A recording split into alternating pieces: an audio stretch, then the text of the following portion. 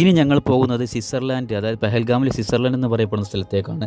അപ്പോൾ ഞങ്ങൾ വണ്ടിയിൽ ഇങ്ങനെ പോയിക്കൊണ്ടിരിക്കുക. ഞങ്ങളുടെ കാറ് ഈ ഒരു ഡിസയറാണ്. ഞങ്ങൾ പോകുന്നത് വരെ ഈ വണ്ടിയിലായിരുന്നു. ഞങ്ങൾ 3 പേർക്കും വളരെ സൗകര്യപരമായ ഒരു യാത്രയായിരുന്നു ഇത് സമ്മാനിച്ചത്. അങ്ങനെ ഇവിടെ കാര്യമായിട്ടുള്ളത് ഈ ഗോഡാഗാഡി, അതായത് കുതിരവണ്ടിയിൽ കുതിരൻ്റെ പുറത്ത് കയറിയിട്ട് നമ്മൾ സ്വിറ്റ്സർലാൻഡ് എന്ന് പറയപ്പെടുന്ന ഈ മല കയറി പോകണം. അത്രയും റിസ്ക്കുള്ള പരിപാടിയാണ്. ഇതിന് അത്രയും റേഞ്ച് അവർ പറയും. 1200 ഒരാളെ പറ്റിച്ചത് 20,000 പറഞ്ഞ് 6,000 അങ്ങനെ അത്രയും പൈസ പോലെ പറ്റിക്കും. പക്ഷേ നമ്മൾ എന്ത് ചെയ്യണം, പരമാവധി പിടിച്ചു നിന്ന് ഞങ്ങൾ 600 രൂപ, ഒരാൾക്ക് 600 രൂപ വെച്ചുകൊണ്ട് ഞങ്ങൾ ഓരോരുത്തർക്ക് ഒരു കുതിര വീതം ഞങ്ങൾ കിട്ടിയിട്ടുണ്ട്. അങ്ങനെ ഇതിൽ ഞങ്ങൾ ശ്രീനഗറിലേക്ക് പോകുന്ന വഴിയാണ്. ഞങ്ങൾ റൂം ചെക്കൗട്ട് ചെയ്തിട്ടാണ് വന്നിട്ടുള്ളത്. വാഹനങ്ങൾ ഞങ്ങളെ ലഗേജൊക്കെ വണ്ടിയിലുണ്ട്. ഞങ്ങൾ നേരിട്ട് അതിൻ്റെ പോയി. ഇത് കഴിഞ്ഞാൽ ഞങ്ങൾ നേരിട്ട് ശ്രീനഗറിലേക്കാണ് പോകുന്നത്.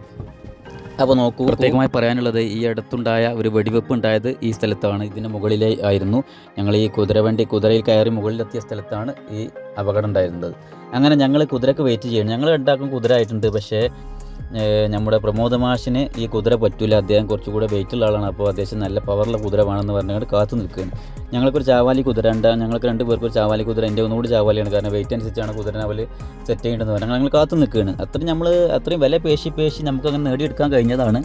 600 രൂപ അല്ല, ഞങ്ങൾ 1000 ഒക്കെ പറഞ്ഞിട്ടുണ്ട്. അങ്ങനെ എനിക്കൊരു കുതിര കിട്ടി, ഒരു ചാവാലി കുതിര, ഒരു വെളുത്ത കുതിരയാണ്. അങ്ങനെ ഞാൻ അതിൻ്റെ മുകളിൽ അങ്ങനെയൊക്കെ ഒപ്പിച്ച് പിടിച്ച് കയറി. ഞാൻ ആദ്യമായിട്ടാണ് കുതിരൻ്റെ മുകളിൽ കയറുന്നത്. ആ പേടി എനിക്കുണ്ട്. ആ പേടിയിലാണ് ഇരിക്കുന്നതും. അങ്ങനെ ഞാൻ ആ കുതിരപ്പുറത്ത് വളരെ അള്ളി പിടിച്ച് അവരെ പിടിച്ച് കയറ്റി അങ്ങനെ അതിൻ്റെ മുകളിൽ കയറി ഇരുന്നു. അങ്ങനെ ഈ കുതിര അത്രയും നല്ല രീതിയിൽ ഇത് കുന്നും മലയും കയറിയിട്ടാണ് പോകുന്നത്. നമ്മൾ വിചാരിച്ചതുപോലെ നിരപ്പായ സ്ഥലമല്ല, അത്രയും കയറ്റവും ഇറക്കും. അതിൻ്റെ പോകുന്ന വഴിക്ക് പല അപകടങ്ങളും കാണുന്നുണ്ട്. പോകുന്ന വഴിക്ക് കണ്ട ഒരു കുതിര ചത്ത് കിടക്കുന്ന കാഴ്ച ഭീകരമായിരുന്നു. കാരണം ഈ കുതിര പോകുന്നതിനിടയിൽ ചത്തതാണല്ലോ. അപ്പോൾ അതിൻ്റെ മുകളിലത്തെ ആളെ സ്ഥിതി എങ്ങനെ ആയിരിക്കും എന്ന് അന്വേഷിച്ചറിഞ്ഞു. മുകളിലത്തെ ആൾ രക്ഷപ്പെട്ടു എന്നൊക്കെയാണ് പറഞ്ഞത്. എങ്കിലും ഞങ്ങൾ 2 പേർക്ക് കുതിര ആയിട്ടുണ്ട്. പ്രമോദ് മാഷിന് കുതിര വന്നിട്ടുണ്ടോ എന്നുള്ളത്, ശ്യാമാശിന് കുതിര ആയിട്ടുണ്ട്. പ്രമോദ് മാഷിന് കുതിര തീരില്ല. അദ്ദേഹത്തിന് പറ്റിയ കുതിരൻ്റെ ആളുകൾ പറഞ്ഞത് അദ്ദേഹം കുറച്ച് വെയിറ്റ് ലിഫ്റ്റിംഗ് ആണെന്നാണ്, അങ്ങനെ എന്തൊക്കെ പറഞ്ഞു. കാരണം അദ്ദേഹത്തിന് നല്ലൊരു കുതിര വേണം, നല്ല ചെസ്റ്റുള്ള കുതിര വേണം എന്നൊക്കെ പറഞ്ഞിട്ട് കാത്തു നിൽക്കുകയാണ്. അങ്ങനെ അദ്ദേഹത്തിന് കുതിര വരാൻ വേണ്ടി ഞങ്ങളങ്ങനെ വെയിറ്റ് ചെയ്ത് സംസാരിച്ചു കൊണ്ടിരിക്കുകയാണ്. അങ്ങനെ കുതിര വന്നു എന്നാണ് തോന്നുന്നത്. ഞങ്ങൾ യാത്ര തുടങ്ങുന്നുണ്ട്. അദ്ദേഹത്തിന് കുതിരൻ്റെ ഫോട്ടോ വരുന്നു. അങ്ങനെ ഞങ്ങൾ യാത്ര തുടങ്ങുകയാണ്. സത്യത്തിൽ ഞാൻ ഇങ്ങനെ കൈകൊണ്ട് ആക്ഷൻ കാണിക്കേണ്ടതൊക്കെ പേടിയോടെയാണ്. എങ്കിലും അത് ഫോട്ടോയിൽ വരുമ്പോൾ ചിരിക്കണമെന്ന്. അങ്ങനെ ആ യാത്ര തുടങ്ങി ഇങ്ങനെ മുന്നോട്ട് പോയിക്കൊണ്ടിരിക്കുകയാണ്. വല്ലാത്തൊരു എക്സ്പീരിയൻസ് ആണ്. കാരണം ഈ കുന്നും മലയും കയറി ഇങ്ങനെ പോകുമ്പോൾ കുതിര ആണ്ടും കൊണ്ടും ഇങ്ങനെ ചെരിയും. ഈ ചെരിച്ചിൽ വരുമ്പോൾ നമ്മൾ നെട്ടിക്കഴിഞ്ഞാൽ നമ്മൾ ബൈക്കും ഇരിക്കണ മാതിരിയല്ല, ബൈക്കുമലും സൈക്കിളുമലൊക്കെ ഇരിക്കണ മാതിരിയില്ല. അതിനെക്കാട്ടി കാരണം ഇത് കുതിര ജീവള ജന്തുവാണ്. അപ്പോൾ അതിനനുസരിച്ച് നമ്മളിങ്ങനെ ഇത് ചെയ്ത് കൊടുക്കണം. അത് പ്രമോദ് മാഷ കുതിര നല്ലൊരു പവറൻ കുതിരയാണ്. എൻ്റെ കുതിര ഒരു വെള്ള കുതിരയാണ്. അങ്ങനെ ശ്യാമാശ കുതിര. അങ്ങനെ 3 പേരും ഞങ്ങളിങ്ങനെ ഓരോ ചെളിക്കുണ്ട്, ഇത് കുതിരക്കാഷ്ടം കുതിരച്ചാണകം കൂടി മിക്സ് ആയൊരു സ്മെല്ലും ഒക്കെ പാടെയാണ്. നമ്മളെ ഡ്രസ്സിലൊക്കെ അതിങ്ങനെ തെറിച്ചുകൊണ്ട് കേട്ടോ. കുതിരമൂത്രവും കുതിരച്ചാണകം ഒക്കെ പാടെ നമ്മളെ പാൻറ്റിൻ്റെ ബാക്കിൽ നന്നായിട്ട് ആകുന്നുണ്ട്. പക്ഷേ ഇത് വല്ലാത്തൊരു ഹാരമാണ്. ഇവിടുത്തെ ഒരു കാര്യപ്പെട്ടൊരു സംഗതിയാണ് ഇത്. അങ്ങനെ ഞങ്ങൾ ആ ചെങ്കുത്തായ ഗർത്തങ്ങളും ഒക്കെ നോക്കിയിട്ട് താണ്ടിയിട്ട് ഇങ്ങനെ യാത്ര തുടങ്ങി. നല്ല പേടിയുണ്ട്. കാരണം ഇതിൻ്റെ അങ്ങേ തലേക്ക് നോക്കി അങ്ങേ അടിയിലേക്ക് നോക്കിയാൽ അത്രയും വലിയ കുണ്ടാണ്, ഗർത്തങ്ങളാണ്. ഈ കുതിരൻ്റെ സ്റ്റെപ്പ് ഒന്ന് പേച്ച് കഴിഞ്ഞാൽ കഴിഞ്ഞു കഥ. അങ്ങനെ ഞങ്ങളതിൻ്റെ മുകളിലെത്തി. സ്വിറ്റ്സർലാൻഡ് എന്ന് പറയപ്പെടുന്ന ഈ സ്ഥലത്തേക്ക് എത്തിയിട്ടുണ്ട്. ഇതിൻ്റെ മുകളിലാണ് ഇപ്പോൾ ഈ അടുത്തുണ്ടായ അപകടങ്ങൾ, വെടിവെപ്പുണ്ടായ സ്ഥലമാണിത്. അതായത് പാകിസ്ഥാനെ പറ്റി ആരോപിക്കുന്ന ആ സ്ഥലം, ആ തീവ്രവാദ ആക്രമണം ഉണ്ടായ സ്ഥലമാണിത്. ഈ സ്ഥലത്താണ് ആ ആക്രമണം ഉണ്ടായത്. ഇതാണ് സ്വിറ്റ്സർലാൻഡ് എന്ന് പറയപ്പെടുന്ന ആ സ്ഥലം. അങ്ങനെ നോക്കൂ, ഇത് സ്വിറ്റ്സർലാൻഡ് എന്ന് പറയാൻ മാത്രം ഉണ്ടോ എന്ന് നോക്കിയാൽ വല്ലാതൊന്നും കാണില്ല, പച്ചപ്പ് കാര്യമായിട്ടൊന്നുമില്ല. എങ്കിലും ഇത് സ്വിറ്റ്സർലാൻഡ് എന്ന് പറയുന്ന ആളുകൾ എത്തുന്ന സ്ഥലമാണ്. ഇവിടെയാണ് അപകടം ഉണ്ടായത് എന്നാണ് പ്രത്യേകമായി പറയുന്നത്. അങ്ങനെ ഞങ്ങൾ ഫോട്ടോ ഒക്കെ എടുത്തു. ഞങ്ങളുടെ കുതിരൻ്റെ ആളുണ്ടല്ലോ, ആ കുട്ടീനായിട്ട് ഞങ്ങൾ എന്തായാലും ഫോട്ടോ എടുത്തു. ആ കുട്ടി 10ാം ക്ലാസ് കഴിഞ്ഞതാണ്, +2 ആണ് എന്നൊക്കെ പറഞ്ഞത്. പക്ഷേ അവിടെ ചെറുപ്പത്തിൽ തന്നെ അവർ ഈ ടൂറിസം കണ്ട് വളർന്ന ആ രീതിയിലായതുകൊണ്ട് അവർക്ക് എന്ത് ചെയ്യുക, ഇതൊക്കെ ഒരു ആളുകളോട് എങ്ങനെ സംസാരിക്കാൻ എന്ന കാര്യങ്ങൾ അറിയാം, എങ്ങനെ അവർക്ക് പൈസ പറ്റിക്കാൻ എന്നറിയാം, എല്ലാ കാര്യങ്ങളും പഠിച്ചിട്ടുണ്ട്. അങ്ങനെ ഞങ്ങളെ പറ്റിയിൽ കുടുങ്ങാതെ എന്തായി ഞങ്ങൾ ഇതിന് കഴിച്ചിലായിട്ടുണ്ട്. അങ്ങനെ ഞങ്ങളൊരു ഫോട്ടോ ഒക്കെ എടുത്തു, നല്ലൊരു ഫോട്ടോ ഒക്കെ എടുത്തു ഈ കുട്ടീൻ്റെ കൂടെ നിന്നുകൊണ്ട്. അങ്ങനെ അവനൊരു കയ്യിൽ വടിയൊക്കെ ഉണ്ട്. അത്രയും ചെറുപ്പത്തിലാണ് അവൻ ഈ കുന്നും മലയിൽ കയറുന്നത്. പൊതുവേ ഈ കാശ്മീരികൾക്ക് മാത്രമല്ല, പഹാടിക്കാർക്ക് ഉണ്ടാകുന്ന, അതായത് മല കയറി പരിശീലനം നേടിയ ആളുകളെ പോലെയാണ് ഇവൻ നടന്നത്. നമുക്കും സാധാരണക്കാർക്ക് നടക്കാൻ കഴിയാത്തത്ര ദൂരമുണ്ട്. അത് നടന്ന് കയറുക എന്ന് പറഞ്ഞാൽ അത്രയും ഓടി ആ കുതിരനെ നോക്കി അങ്ങനെ ഓടണം. ഞങ്ങൾ താഴത്തേക്ക് ഇറങ്ങാൻ തുടങ്ങി. ഇനി കുന്നിറങ്ങുകയാണ്, സ്വിറ്റ്സർലാൻഡ് ഇറങ്ങുകയാണ്. അങ്ങനെ ഇറങ്ങി ഇങ്ങനെ വരികയാണ്. നോക്കൂ, ആ കുട്ടി ഞങ്ങളെ അരികിലുണ്ട്. അങ്ങനെ അവനെ കൊന്ന് കയറി പിന്നെ താഴേക്ക് ഇറങ്ങുകയാണ്. അപ്പോൾ ഒരു ദിവസം അവരെത്ര കയറി ഇറങ്ങുന്നുണ്ടാവും എന്ന് പറയുന്നതിനേക്കാൾ എത്ര അവർ സമ്പാദിക്കുന്നുണ്ടാവും എന്ന് കൂടി നമ്മൾ മനസ്സിലാക്കണം. കാരണം കുറേ ആളുകൾ പറ്റിക്കപ്പെടുന്നുണ്ട്. നമ്മൾ മനസ്സിലാക്കേണ്ട സംഗതി ഇങ്ങനെ പോകുമ്പോൾ ഇതിൻ്റെ പൈസ അത്ര ചുരുങ്ങിയ ആളുകളെയും ചോദിച്ച് നോക്കണം.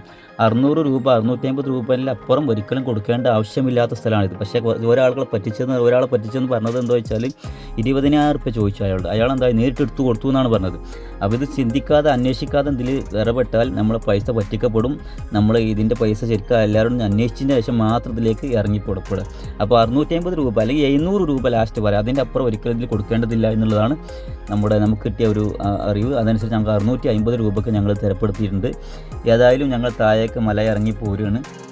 അങ്ങനെ ഈ ഇറങ്ങി പോരുമ്പോൾ ആ ചെങ്കുത്തായ പാറകളും കുന്നുകളൊക്കെ കഴിഞ്ഞിങ്ങനെ മെല്ലെ മെല്ലെ ഇറങ്ങുകയാണ്. അത്രയും ആളുകളുണ്ട്. അങ്ങനെ താഴേക്ക് മെല്ലെ മെല്ലെ ഞങ്ങളുടെ കുതിര ഇതാ കടന്ന് വന്നുകൊണ്ടിരിക്കുന്നു. എനിക്കപ്പോഴും ഭയം കേട്ടോ, ഇത് എപ്പോഴാണ് കാല് തെറ്റുകയെന്ന്, കാല് സ്ലിപ്പാവുക ഒന്നും പറയാൻ പറ്റില്ല. എൻ്റെ കയ്യിൽ ആ ബാഗ് നിങ്ങൾക്ക് കാണാൻ കഴിയും. ഈ ബാഗാണ് എൻ്റെ മുഖമുദ്ര. ഈ ബാഗ് വെറുതെ അങ്ങനെ കൊണ്ടു നടക്കില്ല, അതിലാണ് എല്ലാവരുടെയും പൈസ ഇതിലാണുള്ളത്. അപ്പോൾ എല്ലാ ചിലവും ഞാനാണ് കാശ്മീരിലൊക്കെ നടത്തിയിട്ടുള്ളത്. എല്ലാവരുടെ ഷെയറും എൻ്റെ കയ്യിലായിരുന്നു. അങ്ങനെ ആ നിലക്ക് ഞാൻ ഈ ബാഗ് നിങ്ങൾ ഓർമ്മയിൽ ഉണ്ടായിരിക്കട്ടെ എന്നുള്ളതൊക്കെ പറഞ്ഞു. ബാഗിനെ പറ്റി ഞാൻ ആദ്യത്തെ വീഡിയോയിൽ പറഞ്ഞിട്ടുണ്ട്. ഈ ബാഗ് എൻ്റെ ഒരു ചിഹ്നമാണ്. അങ്ങനെ ഞങ്ങൾ ഈ ബാഗുമായിട്ട് ഞാനിങ്ങനെ യാത്ര, ഈ ബാഗ് എല്ലാവരുടെയും കാര്യങ്ങളാണ് ഇതിലുള്ളത് കേട്ടോ. അപ്പോൾ എല്ലാവരും പൈസ ഇന്ത്യയിൽ തന്നെയാണ്. അങ്ങനെ ഞങ്ങളിങ്ങനെ കുന്നിറങ്ങി ഇങ്ങനെ പോരുകയാണ്. വല്ലാത്തൊരു എൻജോയ്മെൻറ്റ്, വല്ലാത്തൊരു പേടി ഇങ്ങനെ മാറിക്കൊണ്ടിരിക്കുന്ന സമയമാണ്. ലാസ്റ്റത്തെ സമയം പേടി മാറിയിട്ടുണ്ട്. അങ്ങനെ ആ മരങ്ങളും സുന്ദരമായ കാശ്മീരിൻ്റെ താഴ്വാരത്തിൻ്റെ ഈ സൗന്ദര്യമൊക്കെ കഴിഞ്ഞിങ്ങനെ ഞങ്ങൾ കടയിലേക്ക് വരുന്ന വഴിയിൽ ഇനി ശ്രീനഗറിലേക്കാണ് ഞങ്ങൾ പോകുന്നത്.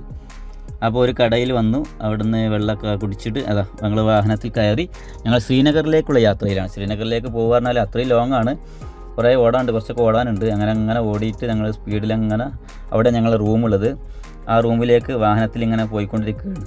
അങ്ങനെ പോകുമ്പോൾ ഞങ്ങൾ കുറേ സ്ഥലങ്ങൾ ചെറുതായിട്ട് മഴ ചാർന്നുണ്ട്. അങ്ങനെ ഡ്രൈവർ നല്ല സംസാരിച്ച് കാര്യങ്ങളൊക്കെ ചർച്ച ചെയ്ത് ആ ഡ്രൈവറിൻ്റെ കാര്യങ്ങളൊക്കെ പറയുന്നുണ്ട്. പക്ഷേ ഡ്രൈവർ നമ്മോട് കൂടുതൽ സഹകരിക്കുന്നുണ്ട്. അങ്ങനെ നല്ല രീതിയിലുള്ള യാത്രയായിരുന്നു. ഓരോ നിമിഷങ്ങളും നല്ല സുന്ദരമായ യാത്രയായിരുന്നു ഈ ഡ്രൈവർ ചെയ്തത്. കാരണം നല്ലൊരു ഡിസയർ കാറിൽ ഞങ്ങൾ സുന്ദരമായിട്ട് എല്ലാവർക്കും എത്തിക്കാൻ ഡ്രൈവർക്ക് കഴിഞ്ഞിട്ടുണ്ട്. അങ്ങനെ ഞങ്ങൾ ശ്രീനഗറിലേക്ക് പോവുകയാണ്. പുതിയ താമസമാണ്. അപ്പോൾ ഞങ്ങൾ 2ാമത്തെ റൂമാണ് ശ്രീനഗറിലുള്ളത്. 1ാമത്തെ റൂം പഹൽഗാമിലാണ്, 2ാമത്തെ റൂം ശ്രീനഗറിലാണ്, 3ാമത്തെ റൂമും ഉണ്ട്. അത് പിന്നെ പറയുന്നതാണ്. അപ്പോൾ ഞങ്ങളിങ്ങനെ യാത്രയിൽ അങ്ങനെ മുന്നോട്ട് പോയിക്കൊണ്ടിരിക്കുകയാണ്. ഒരു യാത്ര എന്നുള്ളത് നമ്മുടെ മനസ്സിന് സന്തോഷം ലഭിക്കുമ്പോഴാണ്. യാത്രയിൽ പ്രത്യേകം ശ്രദ്ധിക്കാനുള്ളൊരു വിഷയം, യാത്ര നമ്മൾ വല്ലാതെ ആളുകളോടൊപ്പം പോവാതിരിക്കുക, കുറഞ്ഞ ആളുകൾ പോവുക, നല്ല സുന്ദരമായ വാഹനം, നമ്മൾ നല്ല രീതിയിൽ സൗകര്യപ്രദമായ വാഹനം തിരഞ്ഞെടുക്കുക. ആ രീതിയിൽ യാത്ര ചെയ്താൽ ഒരു മടുപ്പോ ഒന്നും പ്രയാസങ്ങളില്ലാതെ യാത്ര ചെയ്യാൻ കഴിയുമെന്നാണ് എനിക്കിപ്പോൾ ഒരു അഭിപ്രായം. അങ്ങനെ പോകുമ്പോൾ ഒരു ബോർഡ് കണ്ടു, അതായത് ദാൽ തടാകത്തിലേക്കുള്ള വഴിയൊക്കെ അവിടെ കാണിക്കുന്നുണ്ട്. ഞങ്ങൾ റൂം എത്തിയിട്ടുണ്ട്. റൂമിൽ ഞങ്ങൾ പുറത്ത് ഭക്ഷണം കഴിക്കാൻ വന്നു. ഞങ്ങൾ നല്ലൊരു ബിരിയാണി കഴിച്ചു. അവിടെ മയോണൈസൊക്കെ ഉള്ള ബിരിയാണി ആയിരുന്നു. അതിനോടൊന്നൊരു ഫോട്ടോ കൊടുത്തു. നല്ലൊരു ഭക്ഷണം അവിടെ നിന്ന് കഴിച്ചിട്ടുണ്ട്. ഞങ്ങൾ പുതിയ റൂമിൻ്റെ പരിസരത്തു നിന്നാണ്, ശ്രീനഗറിൽ നിന്നാണ്. അങ്ങനെ ശ്രീനഗറിൽ ഞങ്ങളുടെ റൂമിൻ്റെ ചിത്രമാണ്. ഇതാണ് ഞങ്ങളുടെ റൂം. ഇതിൻ്റെ താഴെ നിലയിൽ തന്നെയാണ് ഞങ്ങളുടെ റൂം വന്നിട്ടുള്ളത്. അപ്പോൾ ഇന്നത്തെ ദിവസം കൊണ്ട് പൂർത്തിയാവുകയാണ്. താങ്ക് യു, എല്ലാവർക്കും നന്ദി.